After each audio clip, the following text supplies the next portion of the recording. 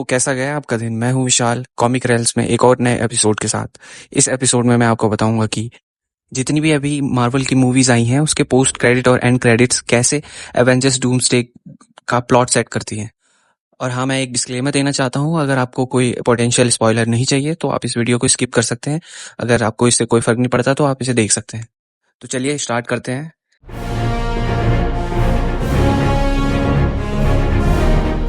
तो फिल्म के directors Russo brothers के साथ एक इंटरव्यू में उन्होंने बताया कि एंड गेम में टोनी के स्नैप सीधा डॉक्टर डूम से कनेक्टेड है। मुझे लगता है कि ये एक हिंट है कि डूम्सडे में की शुरुआत डूम्सडे के ओरिजिन से होगी और ये एक्सप्लेन करेगी कि वो शुरू से ही टोनी को कैसे जानता है।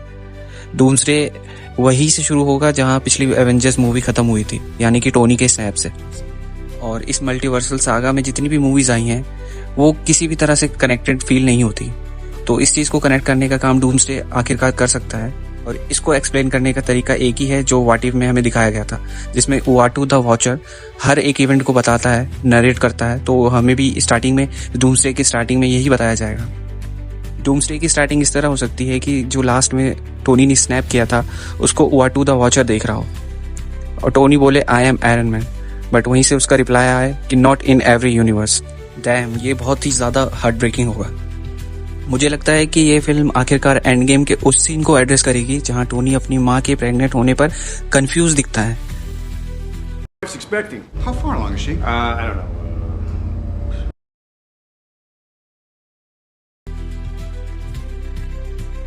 यह हिंट हो सकता है कि टोनी स्टार्क असल में टोनी स्टार्क है ही नहीं, बल्कि उसे अडॉप्ट किया गया था। अगर एक अलग टाइमलाइन में टोनी मरता ही नहीं एंड गेम में, तो उसे बाद में रियलाइज होता कि वो टोनी स्टार्क है ही नहीं, बल्कि वो है विक्टर वॉन डूम। लेकिन देखा जाए तो ये थोड़ा वियर्ड फील होगा एंड जो हमारे एंड गेम के टोनी स्टार्क है उसका सेक्रीफाइस को भी नेगलेक्ट कर देगा। लेकिन पर्सनली मुझे लगता है कि बेहतर होगा कि डॉक्टर डूम की ओरिजिन हमें अच्छे से बताई जाए। जब मूवी शुरू होगी वॉचर हमें बता सकता है कि दूसरे यूनिवर्स में डॉक्टर वॉन डूम ने थैनोस को हराया और स्नैप से बच गया। लेकिन कैच ये है कि टोनी और ये डूम दोनों एक ही आदमी हैं जिन्होंने लाइफ में अलग अलग रास्ते चुने। और ये कॉमिक का फेमस पैनल रिक्रिएट भी हो सकता है जब थैनोस को डॉक्टर डूम मारता है। और याद है पहले एवेंजर्स 5 द कैंग डायनेस्टी होने वाली थी, हम अलग अलग कैंग वेरिएंट्स को देखने वाले थे।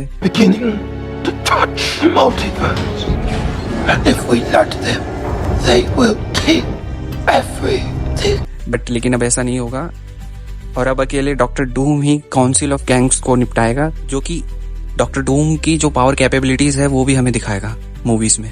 और लोकी सीजन 2 में हमने देखा कि लोकी एक पेड़ बनाकर सब कुछ संभाल लिया। और मुझे लगता है कि लोकी का ये जो नया रोल है शैंग-ची के पोस्ट क्रेडिट सीन से कनेक्टेड है, क्योंकि उसमें दिखाया गया कि एक बीकन जो शैंग-ची के 10 रिंग्स से आ रहा है वो कहीं और से आ रहा है, जो कि एक मैप हो सकता है लोकी तक पहुंचने के लिए, जो कि एवेंजर्स यूज करेंगे डूम से पहले लोकी तक पहुंचने के लिए। तो जबकि लोकी अपनी बेस्ट कोशिश कर रहा है, वो अकेला है। एक लगातार बढ़ता हुआ मल्टीवर्स आखिर में कोलैप्स कर जाएगा। ही हू रिमेन्स के जाने के बाद मल्टीवर्स का एकमात्र ओवरसीयर वो काउंसिल ऑफ गैंग्स, उसको भी डूम एक ही झटके में निपटा देगा। They will take everything we built. और फिर काउंसिल ऑफ गैंग के मर जाने के बाद इनकर्जन स्टार्ट हो जाएगा जिसमें दो दुनिया आपस में टकराएंगी। और डॉक्टर स्ट्रेंज 2, जो कि डॉक्टर स्ट्रेंज 2 में हमें दिखाया गया, जो क्लेया इनकर्जन को बचाने के लिए डॉक्टर स्ट्रेंज को ले जाती है। और फिर थंडरबोल्ट्स में भी हमें स्पेस क्राइसिस का जिक्र होते हुए सुना गया। Now there's this huge space crisis and no one's telling us about it. We're running out of space already? It's impossible. This building is enormous. Hey? फिर द मार्वल्स में मोनिका रैम्बो जो fox के एक्समैन यूनिवर्स में फंस गई है। और फिर आते हैं फैंटास्टिक फोर जो अपने यूनिवर्स से एमसीयू के 616 में आ रहे हैं, जिससे एक और दरार पैदा हो सकती है। तो अब सवाल यह है कि फैंटास्टिक फोर एमसीयू में क्यों आ रहे हैं? इसका जवाब भी फैंटास्टिक फोर के पोस्ट क्रेडिट सीन में है, जहां पर हमने डॉक्टर डूम को देखा जो फ्रैंकलिन रिचर्ड के लिए आया था। फ्रैंकलिन अपने दिमाग से ही पूरा यूनिवर्स बना सकता है, जो डूम्सडे और सीक्रेट वार्स में भी एक मेजर रोल प्ले करेगा। फ्रैंकलिन रिचर्ड्स को किडनैप करने के बाद वो वहां से फरार हो जाएगा और इसी कारण से हम देखेंगे कि फैंटास्टिक फोर 616 में उसे ढूंढते हुए आएंगे। और ये पहली बार होगा कि न्यू एवेंजर्स, स्पाइडरमैन और फैंटास्टिक फोर एक साथ मिलेंगे। बकी सैम विल्सन को कॉल करेगा। अपनी टीम की लोगों की नाराजगी के बावजूद भी वो कॉल करेगा। फिर सैम अपनी टीम के साथ आएगा, फैल्कन, शी हल्क, हल्क और शैंग-ची। फिर फैंटास्टिक फोर अपने बेटे को ढूंढने पर जोर देंगे। रीड उनके कंप्यूटर यूज करेगा फ्रैंकलिन को ट्रैक करने के लिए। शैंग-ची मल्टीवर्स के बारे में जो भी जानता है वो बताएगा। स्पाइडरमैन भी बताएगा कि उसने भी मल्टीवर्स से डील किया है। फिर वोंग को बुलाया जाएगा। फिर फैंटास्टिक फोर और दोनों एवेंजर्स टीम्स और मिस मार्वल को साथ लेकर कमरताज जाएंगे। वहां वोंग और शैंग-ची 10 रिंग्स बीकन को टीम के साथ शेयर करेंगे, और जब वो मिस मार्वल के बैंगल्स के साथ 10 रिंग्स को मिलाएंगे तो उनके पास एक मैप बनेगा, जो मैप पहुंचाएगा लोकी तक। और फिर एंट्री होगी थॉर की। इन्फिनिटी वॉर जैसी कमरताज में एंट्री होगी अपनी बेटी लव के साथ। उसे लोकी, डूम और मल्टीवर्स के अंत के बारे में एक विजन आया होगा, और फिर हमें देखने मिलेगा वहां पे एक बहस जिसमें ये डिस्कस होगा कि एवेंजर्स का लीडर कौन होगा। और अब कुछ सेट फोटो से पता चला है कि थॉर एक टीम लेकर टाइम के एंड में जाएगा लोकी को ढूंढने के लिए। इस टीम में फैल्कन और जॉन वॉकर भी हो सकते हैं।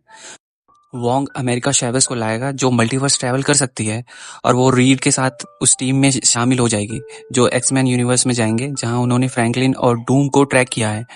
मिस मार्वल भी उनके साथ जाएगी।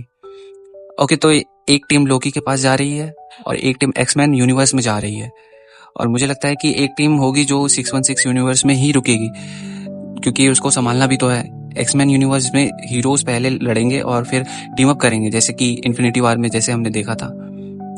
लेकिन मुझे लगता है कि एक्समैन मैग्नीटो के साथ मिल जाएंगे, जो अपनी दुनिया को बचाने के लिए 616 यूनिवर्स पर हमला कर देंगे।